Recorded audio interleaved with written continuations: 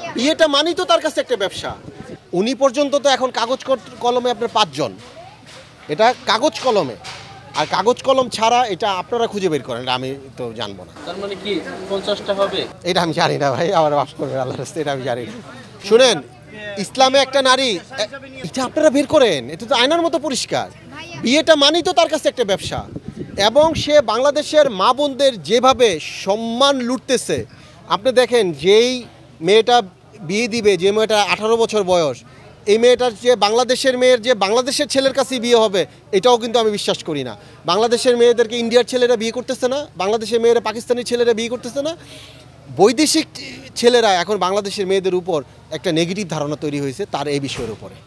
ইসলাম একটা মেয়েকে খুব সম্ভবত, আমি জানি না, এটা ফতোয়া আমি দিতে পারবো না, 2টা মনে বিয়ে করতে পারবে সে, 2টা বা 3টা, কিন্তু সে তো অলরেডি ওভার করে ফেলছে 4টা। হ্যাঁ বলেন। আচ্ছা শুনেন, আমি আপনার একটা কথা বলি।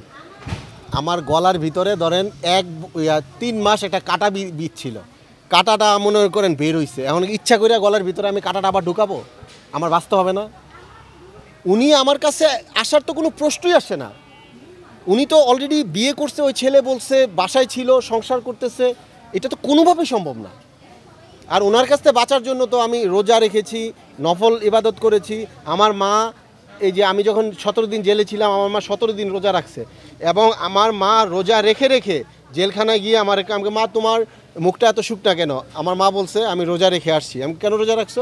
তুই যেন জেলখানা থেকে মুক্তি পাস। আমার মা এখনও এই যে এই 3-4 দিন আগে আমার বলছে যে আমি প্রতিদিন সপ্তাহে 2-3টা রোজা রেখে আমি তোর জন্য দোয়া করি, আল্লাহ যেন তোরা এখান থেকে মুক্ত করে দেয়।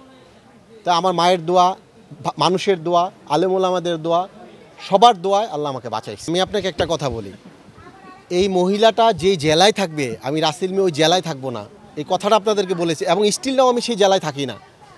আর তার সাথে এর উপরে আর কোনো প্রশ্ন থাকে? আমি তাকে, ডিএ তায়েব ভাই জানেন, ডিএ তায়েব ভাই আমার ইন্ডাস্ট্রিরও গার্জিয়ান, উনি জানেন, এবং উনি বিয়েতে উকিল বাবা ছিলেন। ডিএ তায়েব ভাই জানেন আমার ঘরের টোটাল ফার্নিচার আমার, এবং আমি তাকে বিয়ের দিন আমি তাকে 1.5 লাখ টাকা ক্যাশ দিয়েছি।